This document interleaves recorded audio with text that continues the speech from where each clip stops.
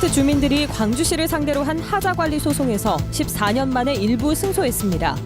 77억 원의 손해배상을 청구했다가 4억 6천만 원 지급 판결을 받아냈습니다. 도시 서민들을 울리는 임금 체불은 하도급, 재하도급이 이어지는 구조적인 문제에서 비롯됩니다. 임금 체불 연속 보도, 오늘은 다단계처럼 얽힌 건설업계 하도급 실태를 취재했습니다.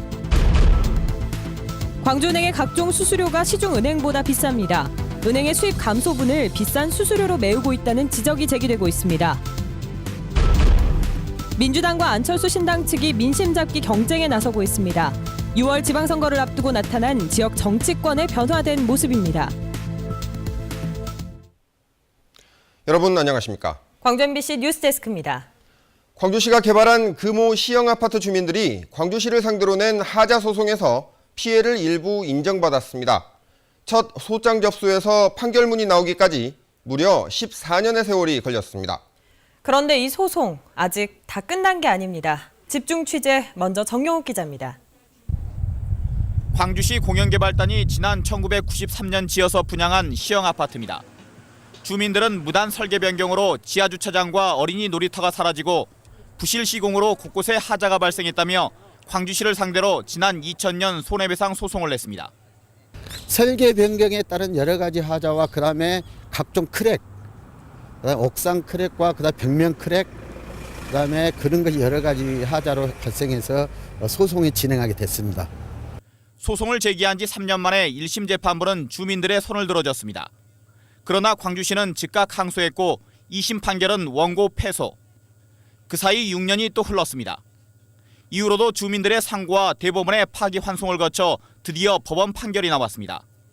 광주고등법원 민사 1부는 광주시는 주민들에게 4억 6천만 원을 지급하라며 일부 승소 판결했습니다. 배상액은 청구액 77억 원에 비하면 턱없이 적고 1심 판결 때 배상액 20억 원보다 4분의 1 수준으로 낮아졌습니다. 또 소송을 진행하는 동안 무려 14년이 흘렀고 소송에 참여했던 주민 660여 명 가운데 3분의 2는 다른 곳으로 뿔뿔이 흩어졌습니다. 주민들은 억울해서라도 받아들이지 못하겠다며 재상고를 검토하고 있습니다. MBC 뉴스 정용욱입니다. 네, 보통 재판은 대법원까지 가더라도 3년을 넘기지 않는 게 보통이라고 합니다. 그런데 이 소송은 왜 이렇게 오래 걸린 것일까요? 계속해서 송정근 기자가 취재했습니다. 금호 시형아파트 소송이 처음 시작된 건 14년 전인 지난 2000년. 강산도 변한다는 세월이 훌쩍 넘어 당시 중학생이었던 주민은 이제 30살이 됐습니다. 16살 때였으니까는 그때 당시에는 아무 느낌 없었는데 이게 군대 갔다 와도 그대로고 해외 연수 갔다 와도 그대로인 거 봐서는 이게 원래 이렇게 늦게 이루어지는 건지 참 궁금하기도 하고. 재판이 1심과 2심을 거쳐 대법원까지 가는 데 걸리는 시간은 아무리 복잡한 사건이라 하더라도 3년을 넘기지 않는 게 보통입니다. 재판 당사자가 출석하지 않거나 검증 등의 이유로 재판이 늦어질 수 있는데 법원 각 신급별로 2년이 넘어가게 되면 장기 미제 사건으로 분류됩니다. 이번 사건의 경우 2심 접수에서 판결까지 무려 6년의 세월이 걸렸습니다. 헌법재판소에 위헌 소송이 제기돼 이 판결이 나올 때까지 2년 4개월을 기다려야 했고 하자 검증하는데도 8개월 가까운 시간이 걸렸습니다. 그동안 법원 인사 이동으로 재판부도 수차례 바뀌었는데 6년의 항소심 기간 동안 재판장이 8명이나 바뀌었습니다. 하지만 주민들은 다른 이유가 있는 게 아닌가 의심하고 있습니다. 가진 자의 법과 그다음에 갖지 못한 자의 법. 저는 봤을 때는 힘 있는 자와 힘 없는 자의 싸움에서 저희들이 바위와 계란 싸움에서 우리가 이렇게 지지 않았나 그렇게 생각합니다. 재판이 늦어지게 되면서 아파트 공용시설의 하자는 입주 시작 10년 이내에 소송을 내야 배상받을 수 있다는 법에 걸리면서 결국 손해를 인정받지 못하게 됐습니다. 공용 부분은 전부 폐쇄를 해버리고 전유 부분만 지금 그 4억 6천이 나온 거예요. 그러면 저희들이 이 흘러간 세월이 15년이거든요. 법원이 아파트 각 개인 가정의 하자만을 인정한 결과 14년을 기다려온 주민들이 받은 배상금은 1인당 200만 원꼴. 길고 긴 소송에 지친 주민들. 손해배상 액수가 터무니없다며 대법원의 재상고 의지를 밝히고 있어서 고단한 소송은 계속될 수밖에 없어 보입니다. MBC 뉴스 송정근입니다. 광주은행 각종 수수료가 다른 시중은행들보다 무척 비쌉니다. 줄어든 영업이익을 서민들 쌈짓돈으로 메우려는 것 아니냐는 비난을 사고 있습니다. 황성철 기자가 보도합니다. 직장인 신민기 씨는 광주은행을 이용할 때마다 비싼 수수료 때문에 짜증이 납니다. 월급이 광주은행 계좌를 통해 나오다 보니 자주 이용할 수밖에 없는데 각종 수수료가 시중은행보다 비싸기 때문입니다. 막 1,000원, 2,000원 이렇게 쌓이게 되잖아요. 그러니까 그런 돈이 좀 광주은행이 비싸다고 생각이 들어요. 광주은행 창구를 이용해 타 은행으로 송금할 때 광주은행은 1,000원의 수수료를 부과합니다. 시중은행이 500~600원의 수수료를 받는 것과 비교해 거의 2배가량 비쌉니다. 영업시간 중 자동화기기, 즉 ATM을 이용해 다른 은행으로 송금할 경우 광주은행은 700원을 부과합니다. 반면에 국민과 신한, 우리, 농협 등은 500원을 받습니다. 영업시간 이후에 ATM을 이용해 타행 송금을 할 때에도 광주은행에선 1,000원 안팎의 수수료가 들어갑니다. 인터넷 뱅킹 그리고 스마트폰 뱅킹을 이용하시면 훨씬 더 저렴하게. 지역민이 주 고객인 광주은행의 송금 인출 수수료 대부분이 시중은행보다 높습니다. 없는 사람들이 더 이 광주은행을 이용한 거 아니에요? 그렇죠. 우리 전라도 사람들이 많이 이용하는데. 지역민들은 은행의 수익 감소분을 비싼 수수료로 메워서는 안 된다며 지방은행으로서의 역할이 뭐냐고 묻고 있습니다. MBC 뉴스 황성철입니다. 지난 한 달 동안 9명의 교통사고 사망자가 나온 화순국도 29호선에 대해 관계기관들이 정밀 진단에 나섰습니다. 화순경찰서와 교통안전공단 등 12개 기관은 오늘 국도 29호선을 찾아 대책회의를 갖고 도로 구조와 시설물에 문제가 없는지 살펴봤습니다. 특히 이번 점검에는 국내에 단 한 대 있는 도로 정밀 진단용 차량이 투입되기도 했습니다. 이 도로에서는 지난달 9일과 17일 교통사고가 잇따라 일가족 5명을 포함해 모두 9명이 숨졌습니다.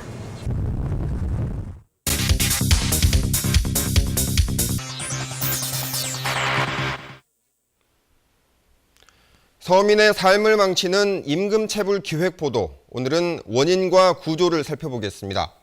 임금체불이 발생한 사업장을 보면 회사들은 돈을 다 줬다고 하는데 돈 못 받은 사람들은 여기저기서 아우성입니다. 이 돈 다 어디로 간 것일까요? 김인정 기자가 취재했습니다.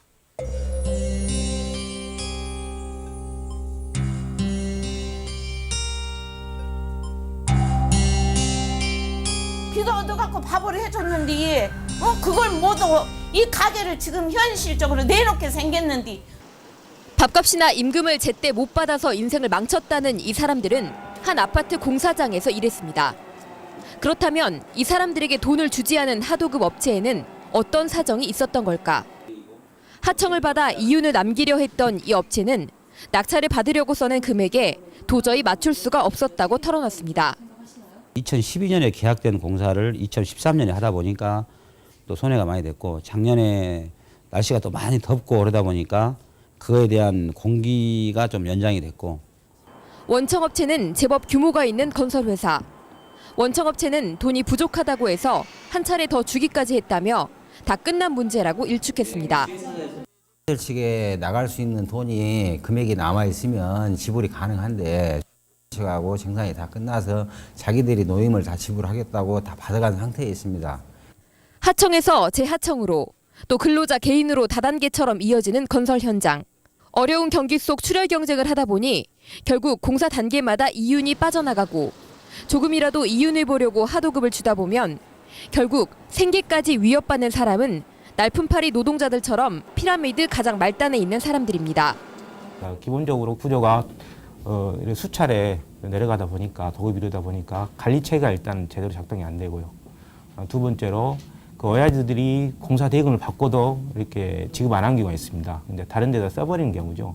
실제로 경기 침체가 계속되면서 지난 2011년 이후 체불 근로자는 광주의 경우 꾸준히 증가하고 있고, 건설업에서 체불된 경우가 압도적으로 많았습니다.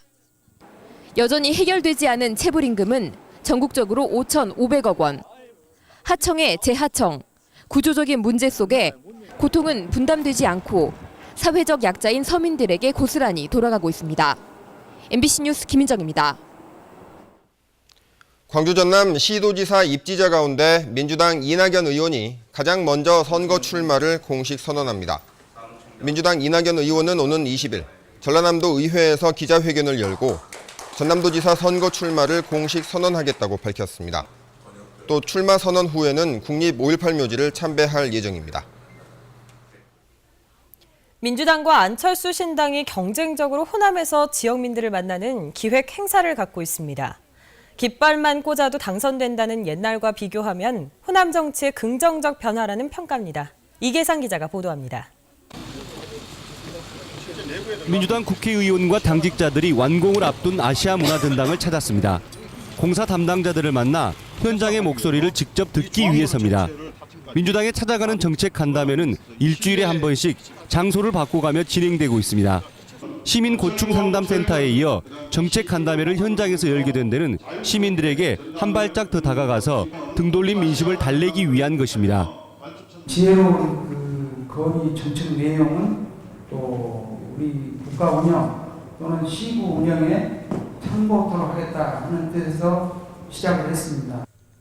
이번 주를 새정치 주간으로 지정한 안철수 신당 쪽도 민심 탐방을 통한 희망 찾기에 나섰습니다. 새정치추진위원회 공동위원장들이 시내 곳곳을 돌며 시민들의 손을 잡고 새정치를 바라는 생생한 목소리를 들었습니다. 광주 시민들의 열기가 뜨겁고 또한 그 새정치에 대한 기대감이 그 어느 것보다 높다는 것을 저는 느꼈습니다. 6.4 지방선거에서 민주당과 안철수 신당 측은 호남의 주도권을 잡기 위해서 뜨거운 경쟁을 예고하고 있습니다. 그래서 시민들에게 다가가 낮은 자세로 목소리에 귀 기울이는 노력이 어느 선거 때보다 더 절실해졌습니다. MBC 뉴스 이계상입니다. 새정치실천연합과 새정치포럼 등 광주 지역 7개 단체가 안철수 의원의 새정치 지지를 선언했습니다. 이들 단체들은 광주시 의회에서 기자회견을 열고 민주당이 기득권 질서에 안주하면서 이제 한계점에 도달했다며 시대적 요구에 응답하기 위한 대안이 안철수의 새정치라고 주장했습니다. 이들은 광주 전남 국민추진위원회가 모집한 국민추진위원이 13,000명에 달한다며 그만큼 새정치에 대한 지역민의 열망이 높다고 강조했습니다. 다음은 희망 2014 이웃돕기 성금을 보내주신 분들입니다. 영광군 정기호 군수와 직원들께서 305만 2천 원을, 구례군 주 걸령산업에서 100만 원을, 서구 주 이지상사 직원들께서 100만 원을 기탁해 주셨습니다. 성금을 보내주신 분들께 감사드립니다. 민주당 강기정 의원은 중진 차출론이나 호남 3선 제한 같은 이벤트로는 민주당의 위기를 극복할 수 없다고 주장했습니다. 강 의원은 성명을 통해 민주당의 위기는 변화와 혁신을 실천하지 못한 데서 비롯됐다며 위기 극복의 첫걸음은 호남 개혁 공천과 차세대 인물 양성이 되어야 한다고 밝혔습니다. 또 당내 경선에 결선 투표제를 도입하고 비리나 부정에 연루된 후보는 당선되더라도 재보궐선거에 나올 수 없도록 해야 한다고 주장했습니다.